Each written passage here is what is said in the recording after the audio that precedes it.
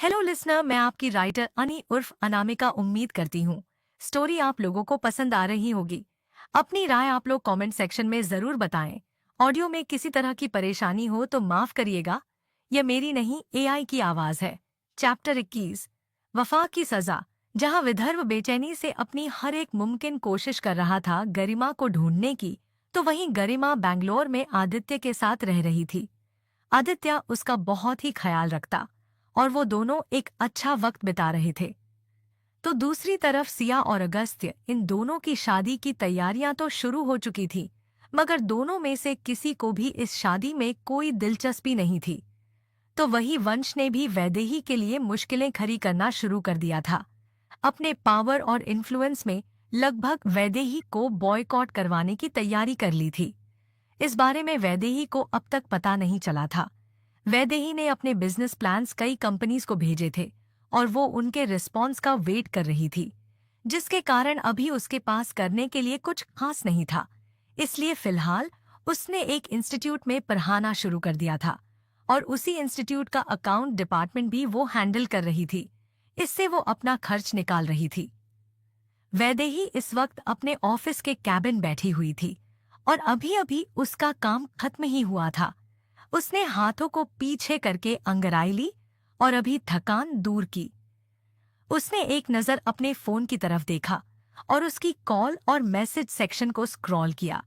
ऐसा लग रहा था जैसे वो किसी पार्टिकुलर इंसान का कॉल या मैसेज ढूंढने की कोशिश कर रही हो।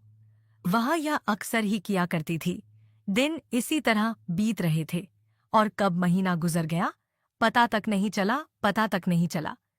गरिमा ने काफी लंबे वक्त से वैदेही से कोई बात नहीं की थी और वो अक्सर ही अपनी बहन के कॉल या मैसेज का इंतजार करती थी।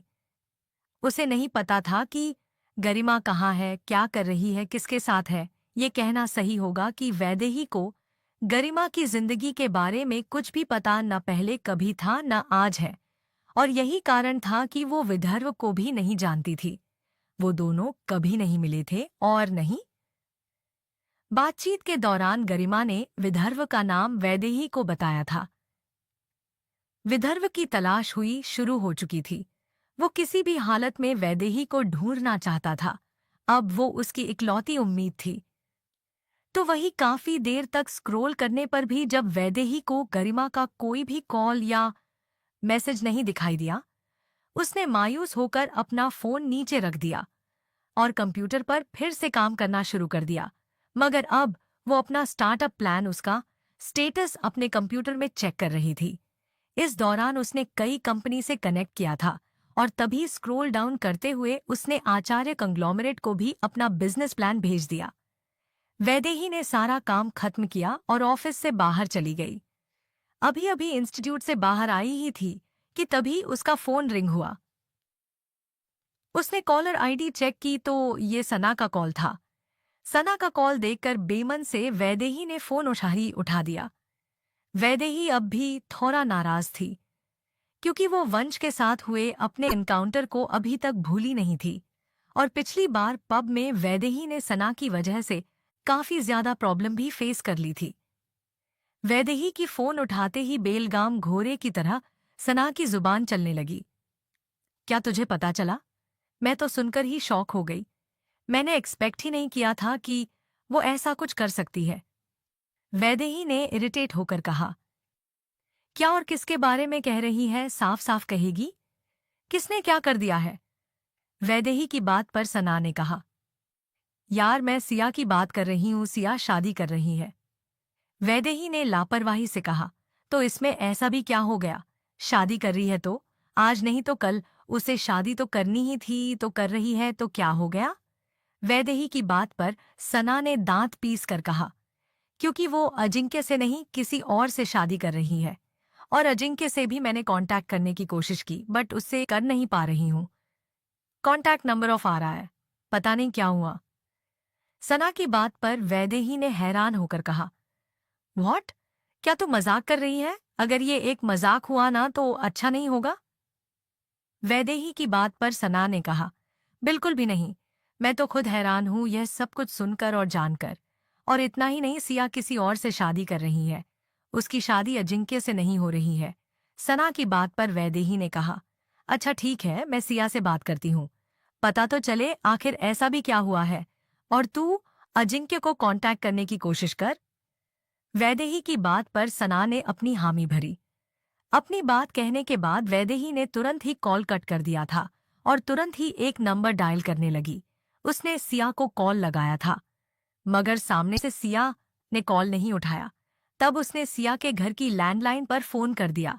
वैदेही ने लगातार लैंडलाइन पर कई सारे कॉल किए। काफी देर के बाद किसी ने कॉल उठाया। आखिर किसने उठाया वैदेही का कॉल? क्या जानेगी वैदेही अजिंक्य की मौत के बारे में? क्या जवाब देगी सिया वैदेही के सवालों का? कैसे जुड़े हैं वैदेही, सना और सिया? कहानी में आगे क्या हुआ, जानने के लिए पढ़िए वफा की सजा, चैप्टर 22, वफा की सजा। वैदेही अभी अपने इंस्टीट्यूट से बाहर आई थी कि उसे सना का कॉल आया और उसने बताया कि सिया शादी कर रही है और अजिंक्य का कोई पता नहीं है। सना की बात पर वैदेही हैरान हुई और उसने तुरंत ही सना का कॉल काटा और सिया को कॉल लगाने लगी, मगर सिया ने उसका कॉल नहीं उठाया, जिसके कारण वैदेही ने सिया के घर के लैंडलाइन पर कॉल लगा दिया। पहले तो किसी ने भी वैदेही का कॉल नहीं उठाया, मगर फिर कई बार जब लगातार वैदेही ने कॉल किया तो कुछ देर बाद किसी ने वैदेही का कॉल उठाया। सामने से किसी महिला की आवाज आई। ये कोई और नहीं, सिया की माँ थी। उन्होंने कहा, हेलो, कौन? वैसे तो वैदेही और सिया के माँ के बीच शायद ही कभी कोई बात हुई हो, मगर सिया के अलावा उसके घर में उसकी माँ ही एक महिला थी। इस वजह से वैदेही को इस समझते देर नहीं लगी कि फोन पर कौन है। वैदेही ने तुरंत कहा, आंटी, मैं सिया की फ्रेंड हूँ। मैं सिया को कॉल लगा रही थी, मगर वो मेरा कॉल पिक नहीं कर रही। वो ठीक तो है ना? वैदेही को सीधे सीधे अपनी बात कहना कुछ सही नहीं लगा और न ही वो सिया की माँ से कुछ कहना चाहती थी। वैदेही की बात पर सिया की माँ ने कहा, हाँ, वो बिल्कुल ठीक है, अपने कमरे में आराम कर रही है। कुछ दिनों में उसकी शादी है और शादी वाले घर में तो काफी काम होते हैं और वो तो दुल्हन है, तो कैसे फोन उठाएगी तुम्हारा? वैदेही ने अपने होंठ चबाए और कुछ सोचते हुए बोली, शादी उसने कुछ बताया नहीं इस बारे में। अच्छा कोई बात नहीं, आप उससे कह दीजिएगा कि आज मैं उससे मिलने आ रही हूँ। मैं लगभग आधे से 1 घंटे में उसके घर पहुंच जाऊंगी। वैदेही की बात पर सिया की माँ उससे कुछ कहना चाहती थी, मगर बिना उनकी कोई बात सुनी वैदेही ने कॉल कट कर दिया। वैदेही ने तुरंत ही एक टैक्सी ली और सिया के घर के लिए निकल गई। वो सब लोग कॉलेज में एक साथ हुआ करते थे, जिसके कारण वैदेही को अच्छी तरह से पता था कि सिया अजिंक्य से कितना प्यार करती थी और उन दोनों का रिश्ता कैसा था। भले ही दोनों में से किसी ने अपने प्यार का इजहार नहीं किया, मगर दोनों ही अपने अपने एहसासों को अच्छी तरह से जानते थे। सिया और अजिंक्य के इस रिश्ते पर ही तो वैदेही को एकमात्र भरोसा था, क्योंकि बचपन में ही उसके परिवार में कोई था नहीं। गरिमा उसकी बड़ी बहन, उसने भी अपनी जिंदगी में काफी कुछ देख रखा था, जिसके कारण वो कई बार रिश्तों से हिचकिचाती थी। मगर जब सिया और अजिंक्य का रिश्ता उसके सामने आया, तब उन दोनों के लिए काफी खुश थी और धीरे धीरे उसका भी रिश्तों पर भरोसा बनने लगा था। जल्द ही वैदेही सिया के घर पहुंची। उसने डोरबेल बजाई और जल्दी ही किसी सर्वेंट ने दरवाजा खोल दिया। अपने आने के बारे में वैदेही ने पहले ही बता दिया था, जिस वजह से वो आसानी से सिया के घर में आ पाई। सिया के घर में वैदेही के बारे में ज्यादा कोई कुछ नहीं जानता था। वो लोग बस इतना जानते थे कि वैदेही और सिया दोनों अच्छे दोस्त हैं। सिया की माँ और वैदेही ने कुछ देर एक दूसरे से अच्छी बातें की। इस दौरान वैदेही ने अपने मन की बात एक बार भी जाहिर नहीं होने दी, जिस कारण सिया की माँ ने आसानी से वैदेही को सिया से मिलने दिया। वैदेही बहाने से सिया को कैफे लेकर चली गई। हालांकि उसने घर में तो यही बताया था, मगर असल में वो सिया को एक पब्लिक पार्क में लेकर गई थी। वैदेही सिया के साथ पार्क के एक खाली एरिया में बैठी हुई थी, जहां लोगों की ज्यादा कोई खास नजर नहीं थी। वैदेही और सिया दोनों एक साथ बैठे हुए थे और सिया के कंधे पर हाथ रखकर वैदेही ने सिया की आंखों में देखकर कहा, तू अचानक से शादी कर रही है? अजिंक्य लापता है, तो तू शादी किससे कर रही है? क्या हुआ है और तेरी ऐसी हालत क्यों है? ऐसा लग रहा है जैसे तू दिन रात रोने के अलावा और कुछ करती ही नहीं है। आंखों देखा तेरी कैसी लाल और सुजी हुई है। क्या हुआ है? वैदेही ने सीधे ही अपनी बात सिया के सामने रख दी। उसने कोई गोल बातें नहीं की और न ही अपना वक्त बर्बाद किया। वैदेही की आंखों में देखकर पता नहीं सिया को क्या हुआ। उसकी आंखों से लगातार आंसू बहने लगे और वो वैदेही के गले लग गई और काफी ज्यादा रोने लगी। उसके शरीर के कांपने से वैदेही सिया का रोना महसूस कर पा रही थी।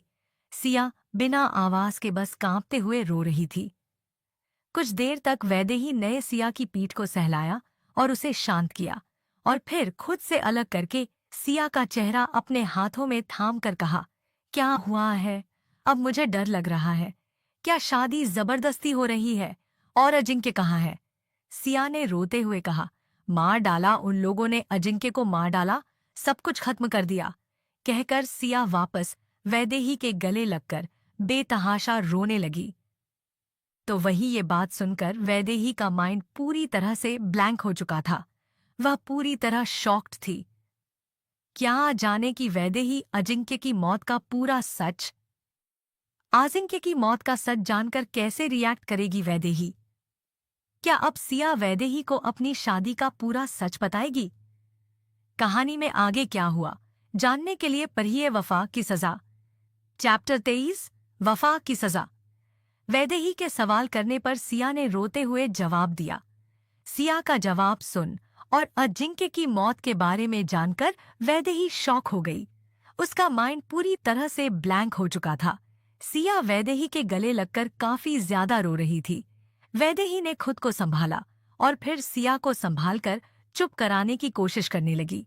सिया को शांत कराने की कोशिश करते हुए वैदेही ने सवाल किया, अजिंक्य मर गया? तुम ये बात इतनी शॉर्टी के साथ कैसे कह सकती हो? और किसने मारा? और तुम्हें कैसे पता? रोते हुए सिया ने जवाब दिया, उसे मेरे सामने मार डाला। उन लोगों ने मार डाला। सिया का जवाब सुन वैदेही की हैरानी का ठिकाना नहीं था। सिया ने रोते हुए ही 3 महीने पहले की उस रात का सारा सच वैदेही को बता दिया, जो सुनने के बाद वैदेही के हैरानी का कोई ठिकाना ही नहीं रहा। उसे तो समझ ही नहीं आ रहा था कि वो क्या कहें और कैसे रिएक्ट करें। उसे काफी वक्त लग गया खुद को स्टेबल करने में, और ये तो होना ही था। अजिंक्य उसका एक अच्छा दोस्त था। वो सब लोग कॉलेज में एक साथ थे और उनके ग्रुप में काफी अच्छी बॉन्डिंग थी। वैसे तो अजिंक्य एक मेडिकल स्टूडेंट था और वैदेही और सिया एमबीबीएस स्टूडेंट थे। वो लोग एक दूसरे के संपर्क में थे और काफी अच्छा रिलेशन एक दूसरे के साथ शेयर किया करते थे। काफी देर के बाद वैदेही ने सिया से कहा, आखिर तू ये शादी कर क्यों रही है? ये कहने के बाद उसे अपने ही सवाल पर गुस्सा आने लगा और उसने अपने ही सवाल का जवाब देते हुए सिया से दूसरा सवाल किया, मैं समझ सकती हूँ कि तेरी फैमिली तो इस पर प्रेशर डाली रही होगी शादी का। क्या शादी से बचने के लिए तुझे मेरी कोई मदद चाहिए? तू कहे तो मैं कुछ करूँ? वैदेही अपने जवाब का इंतजार कर रही थी, मगर सिया तो बस रो ही जा रही थी। वैदेही को समझ नहीं आ रहा था कि सिया ऐसी कब से हो गई, क्योंकि कॉलेज के टाइम में तो उसकी पर्सनालिटी ऐसी बिल्कुल नहीं थी। रोना तो उसे फिर भी समझ में आ रहा था, लेकिन इस तरह हार मान लेना, ये वैदेही को समझ नहीं आ रहा था। फिर वैदेही के दिमाग में कुछ क्लिक हुआ और उसने कहा, क्या अजिंक्य की मौत में उसे लड़के का भी कोई हाथ है जिससे तेरी शादी करवाई जा रही है? धीरे धीरे सिया ने रोना तो बंद कर दिया था, मगर वो अब भी सुबक रही थी। सिया ने सुबकते हुए ही जवाब दिया, मुझे इस बात का शक है, मगर मेरे पास कोई सबूत नहीं है और ना ही मैं इस बात को लेकर श्योर हूँ। वो एक बहुत बड़ा बिजनेसमैन है। मैं इस बात को श्योरिटी के साथ नहीं कह सकती कि एक लड़की से शादी करने के लिए वो किसी की जान ले लेगा। मुझे इस बात के लिए श्योरिटी चाहिए। वैदेही सिया की बातों को समझकर भी समझ नहीं पा रही थी। वो उसकी बातों में उलझती जा रही थी। उसने कहा, मतलब कहना क्या चाहती हो और किस बात की श्योरिटी? तुम्हारे दिमाग में एग्जैक्टली क्या चल रहा है? भरे गले के साथ सिया ने कहा, अजिंक्य के लिए इंसाफ, बदला चाहिए मुझे उसके लिए। एक निर्दोष की मौत का बदला अपने प्यार के लिए इंसाफ चाहिए। वैदेही ने कहा। मतलब? सिया ने एक गहरी सांस अपने सीने में भरी और अपनी आवाज को ठोस करते हुए कहा। अजिंक्य को मारने के बाद उन लोगों ने सारे सबूत मिटा दिए थे। कानून उन लोगों को सजा नहीं दे सकता, मगर वो मौत मेरी आंखों के सामने हुई थी और मैं उन लोगों को नहीं छोड़ सकती। कानून नहीं तो क्या हुआ, मैं उन्हें उनके किए की सजा दूंगी। वो भले ही मेरा परिवार है, इसलिए मैं उनकी जान नहीं ले सकती, लेकिन इसका मतलब यह नहीं कि उन्हें उनके किए की सजा नहीं मिलेगी। जिसके लिए उन्होंने ये सब किया, अब वह उनकी तबाही बनेगी। वैदेही को भले ही अभी सिया की पूरी बात का मतलब नहीं समझ आया था कि उसका प्लान क्या है, मगर वो जानती थी कि सिया जो कुछ भी करेगी वो सही ही होगा, क्योंकि उसे सिर्फ बदला नहीं चाहिए था। गुनहगारों को वो उनके अंजाम तक पहुंचाना चाहती थी। वो इंसाफ चाहती थी, और जो इंसाफ चाहता है वह कभी गलती नहीं करता। इसलिए आगे बिना ज्यादा कुछ सोचे वैदेही ने कहा, मेरी तरफ से तुझे जब भी जो भी मदद चाहिए हो बोल देना, मैं हमेशा रहूंगी। और जो करना सोच समझ कर करना और संभाल कर। वैदेही की बात पर सिया ने कहा, सही कहा तुमने, मुझे मदद चाहिए तेरी। सिया की बात पर वैदेही ने कहा, कैसी मदद? तो क्या करवाना चाहती है मुझसे? कैसे दिलाएगी सिया अजिंक्य को इंसाफ? क्या सचमुच अगस्त्य का हाथ है अजिंक्य की मौत में? क्या प्लान है सिया का? क्या करवाना चाहती है सिया वैदेही से? आखिर जिंदगी वैदेही सिया और गरिमा को कहाँ लेकर जाएगी? कहानी में आगे क्या हुआ जानने के लिए पढ़िए वफा की सजा, चैप्टर 24, वफा की सजा। सारा सच जानने के बाद वैदेही ने सिया से सवाल किया कि क्या उसे कोई मदद चाहिए। वैदेही के सवाल पर सिया ने अपनी हामी भरी, तो वैदेही ने उससे सवाल किया कि उसे क्या मदद चाहिए। वैदेही की बात पर सिया ने कहा, मैं चाहती हूँ कि तू जल्द से जल्द अपना स्टार्टअप शुरू करे और आने वाले अगले 3 से 4 महीनों में अपने बिजनेस को बुलंदियों तक पहुँचाए। सही समय आने पर मैं तुझे बताऊं तुझे क्या और कैसे करना है, और उससे पहले जरूरी है कि तू उस ऊंचाई तक पहुंच जाए जहां पर पहुंचकर तू मेरी मदद कर पाए। तुझे खुद को उस काबिल बनाना है। सिया की बात वैदेही को पूरी तरह से समझ नहीं आई। उसे समझ नहीं आ रहा था कि उसकी वजह से सिया का कैसा फायदा हो सकता है। अपने बिजनेस से वो किस तरह सिया की मदद कर सकती है। वो सिया का प्लान पूरी तरह से समझ नहीं पा रही थी। ना समझी से वैदेही ने कहा, मैं तेरा प्लान नहीं समझ पा रही हूं। मेरे स्टार्टअप से तेरी कैसे मदद हो सकती है?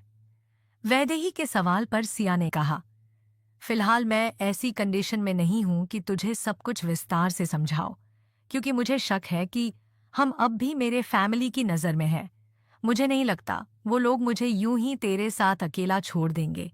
उन्होंने किसी न किसी को हमारे पीछे भेजा होगा, और फिलहाल यह सही है कि मैं इस बारे में तुझसे अच्छी तरह से बात करूं। सिया ने खुलकर अपनी बात वैदेही को कह दिया। उसने पहले ही अपने आसपास देख लिया था और आसपास कोई था नहीं, लेकिन अगर दूर से भी कोई नजर रख रहा हो तो कम से कम वो उनकी बातें तो नहीं सुन सकता।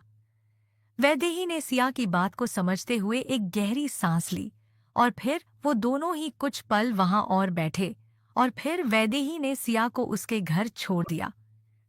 इस दौरान सिया और वैदेही के बीच और भी कई बातें हुईं, और जिसमें उसने वैदेही को अगस्त्य के बारे में बता दिया था। सिया की शादी बिजनेस टाइकून अगस्त्य अग्निहोत्री के साथ हो रही है, ये जानकर वैदेही काफी ज्यादा हैरान हुई। उसे भी यही लग रहा था कि अगस्त्य का हाथ कम से कम अजिंक्य की मर्डर में नहीं हो सकता। ये थोड़ा सा अजीब है कि अगस्त्य अग्निहोत्री जैसा शख्स एक लड़की से शादी करने के लिए किसी की जान ले ले। अब उसे समझ आ रहा था कि सिया क्यों इस बात को लेकर इतनी शोर नहीं है और क्यों वो एविडेंस ढूंढ रही है। आखिरकार हम अपने गुस्से, नफरत और बदले की आग में किसी और बेगुनाह को तो सजा नहीं दे सकती। सजा उसे ही मिलनी चाहिए जो सही मायनों में गुनहगार हो। अब उसे सिया की सोच साफ साफ समझ आ रही थी। सिया बस यही सोच रही थी कि अगर सिर्फ उसके परिवार का ही हाथ है अजिंक्य की मर्डर में, तो वो अगस्त्य को कोई सजा नहीं देगी, उसे कोई नुकसान नहीं पहुंचाएगी, क्योंकि वो इस सजा का हकदार नहीं है। वैदेही ने सिया को उसके घर छोड़ा और फिर अपने अपार्टमेंट के लिए निकल गई। इस दौरान जब वो सिया के परिवार से मिली, हालांकि वो अंदर ही अंदर गुस्से से खोल रही थी, मगर उसने अपने चेहरे पर ऐसा कुछ दिखाई नहीं देने दिया। उसे पता था कि वो ज्यादा देर तक अपने गुस्से को दबाकर नहीं रख सकती। इस वजह से उसने सिया के घर में ज्यादा वक्त नहीं बिताया और तुरंत ही वहां से निकल गई। अपने अपार्टमेंट में आने के बाद वैदेही निढाल होकर सोफे पर गिर गई और अपनी आंखें बंद कर ली। सना अभी अपार्टमेंट में ही थी और जैसे ही उसने अपार्टमेंट का दरवाजा खुलने की आवाज सुनी, उसने अंदाजा लगाया कि वैदेही वापस आ गई है। सना वैदेही के लिए एक ग्लास में पानी लेकर आई और वैदेही को दिया।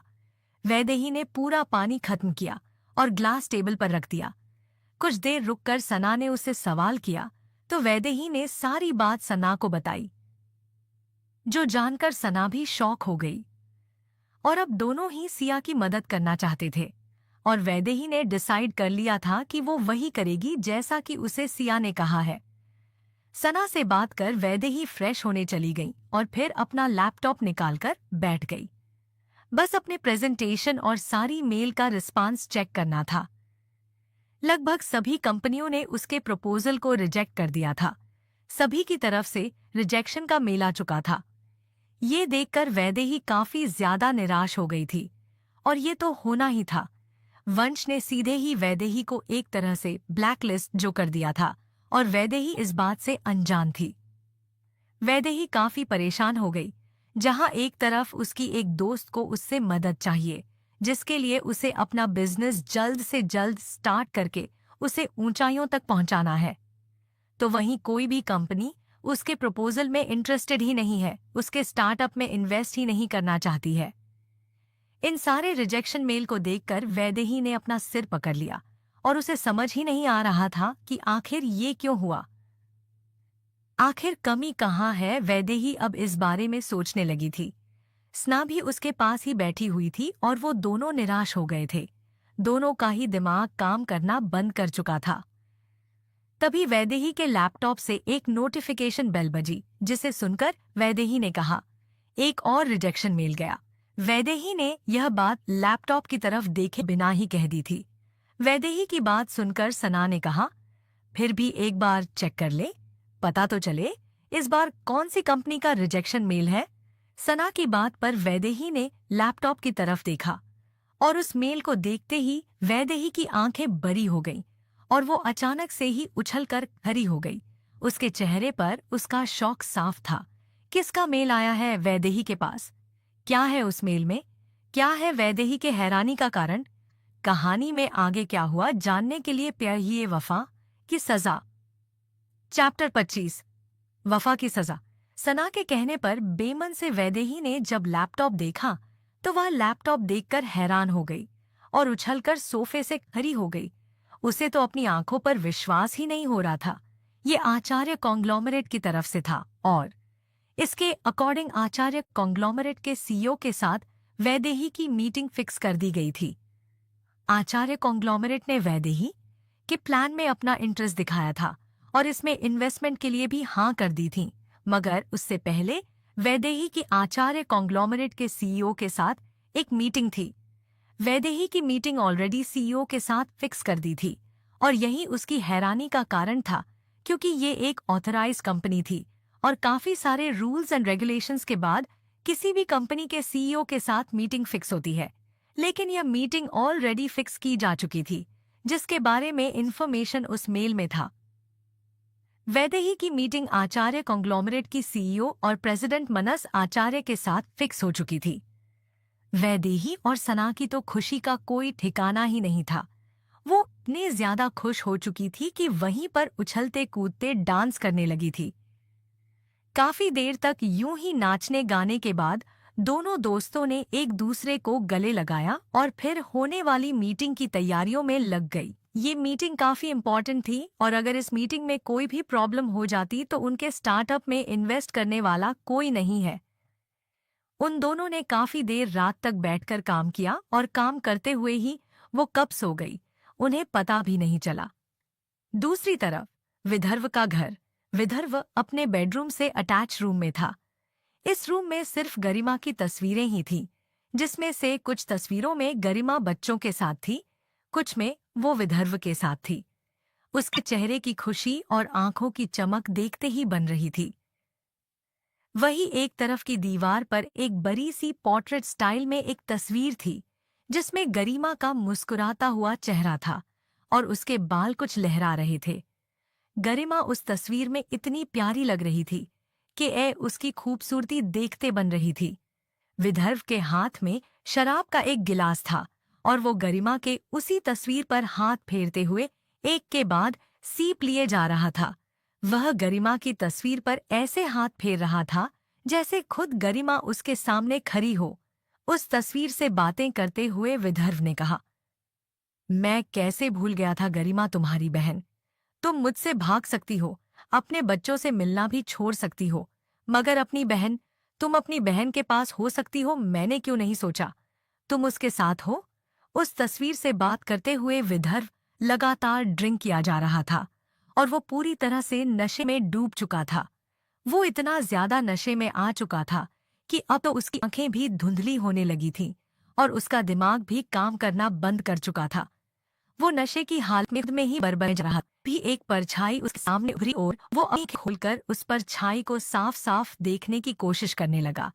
अचानक ही विदर्भ के होठों पर मुस्कुराहट तैर गई और वो अपनी जगह से खड़ा हुआ और उस पर छाई की तरफ बढ़ा गया।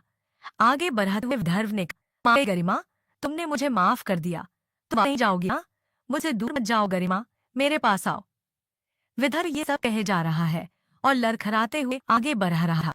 गरिमा की उस परछाई ने इस वक्त सफेद सूट पहना हुआ था और वो उसमें बला की खूबसूरत लग रही थी। विदर्भ गरिमा के करीब गया और उसे देखते हुए कहा, मैं बहुत खुश हूं तुम्हें देखकर। अब मुझे छोड़कर मत जाना, मैं तुमसे बहुत प्यार करता हूं। मैं बुरा नहीं हूं गरिमा, मैं मानता हूं मुझसे गलती हुई थी, मगर मुझे पता है कि मैं गलत था और मैं अपनी गलती नहीं दोहराऊंगा। मैं सब ठीक कर दूंगा, सब कुछ पहले की तरह हो जाएगा। हम लोग एक परिवार की तरह खुश रहेंगे। नहीं जाऊंगी ना गरिमा, मेरे पास रहोगी ना? कहता हुआ विदर्भ गरिमा के करीब गया और उसे कस के गले से लगा लिया। ऐसा लग रहा था जैसे अगर उसने गरिमा को छोड़ दिया तो वो गायब हो जाएगी। और ये सच भी तो था, ये था तो बस उसके दिमाग का एक ख्याल ही। गरिमा ने विदर्भ से कहा, हाँ विदर्भ, मैंने माफ कर दिया। मैं तुमसे बहुत प्यार करती हूँ। कैसे माफ नहीं करती?